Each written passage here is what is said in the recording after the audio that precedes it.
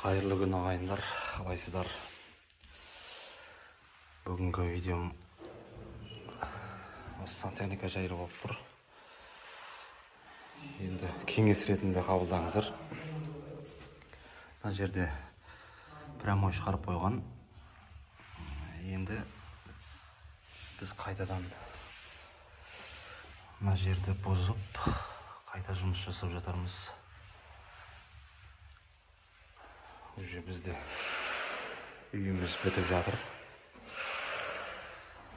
Сондықтан екі жұмыс болмас үшін лажы болса труба жүргізгенде өзім жүргізем дегенде болмайды. Осылай бірден жүргізсеңіз де ішке кіргізіп кету керек. Мына жерге қойылатын раковина. Осы раковина. Бұның артында ғана тесігі бар.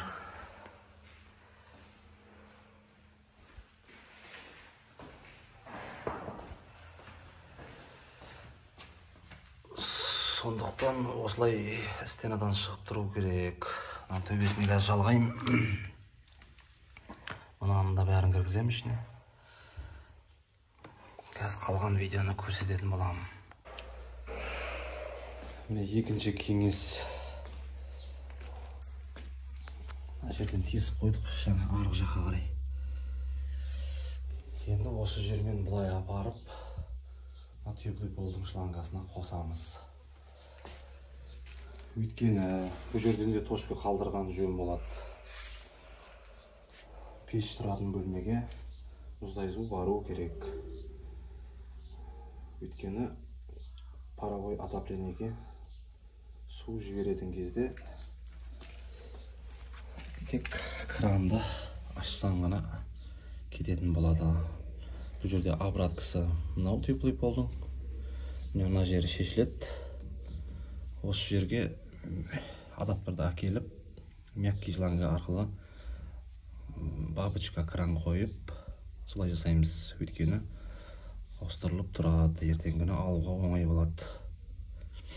Сонда паровойға төбеден су құюдың керегі жоқ.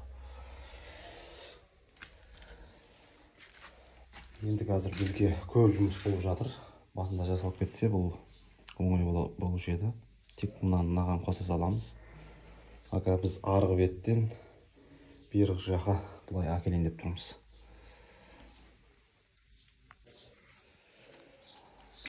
Қателік тағы мына жақта болып тұр.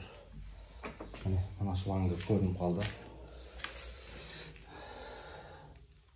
Бәрін осылай тура шығара салған просто. Мына жерде ванға двойникті қойып, кафельдің астына бұны да берелік жасадық. Осылай шығып тұрған. Мына жерде стеляний тұратын болды. Заказчик өзі осылай жасайсаңдар деді. Мына жер стеляныймен көрінбей тұрады деді.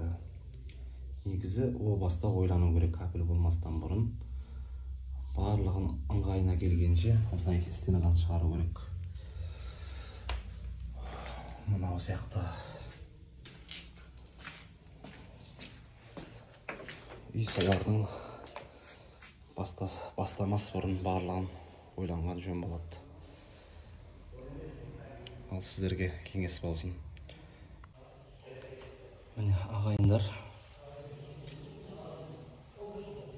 жасап бітірдік. Енді мына жерді раствормен сылап жүру керек. Ана біреуі ары қарай подпитка кетті пешке. Жерден шықты. Бұлай қарай барып басым менен мына жерге қойып қойын. Ертең мынаған бабочка кран бұралады.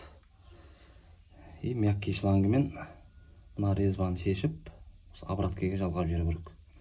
Сонда кранды ашасыз. Теплый полдағы судың бәрін қуып шығады, ауасын тез шығарады. Ауа шықпай қалады ғой көбінесе теплый полда. Мына кранды жабасыз, дағыны суды жібересіз, нақты кран ашып. Сонда мынау обратно айдайды. Ауасын бәрін қуып шығарады нақтан. Шыққаннан кейін барып мына кранды аша саласың. Кейінгі заманға сәйкес жасалатын дүниелер бұның бәрі. Енді мына жерде тағы бір кеңес айта кетейін, ақыр айтқаннан кейін. Мынау сырт жақтан кіретін ход. Мына жердің бәрі кафель болды. Ертеңгі күні мына жерден көмір әкеледі. Ауылдық жерде тұрамыз. Мынаның бәрі қайта жуып тұруға тура келеді, ластанады. Мына жердің бәрі ыс болады. Мынаның бәрін ертең әрлейміз әдемілеп. Сондықтан мына жерге, мына туалетті, мына жерге қойып жергенде, мына жерден есік түсе салатын еді. Сонда туалет әдемі тұратын еді бұл жерде. Пеш сонда мына жаққа кетеді, сыртқа. Сырттан кіретін ход есік жасау керек еді. Сонда пеш ол сияқты өз отдельно тұратын еді. Анау бұжықпайың бәрі көрінбей. Осындай қателіктер көбінесе үйде біткен кезде кездесіп жатады. Біреуге пайдасы тиер деген ниетпен түсіріп жатырмын. Қолдап арнаға жазылып қойыңыздар. Үй жайлы жақсы биялар шығады. Міне мына жерді бітіріп қойдық. Трубаның бәрі стенадан шығып тұр. Ішке кабелін жабыстырдық.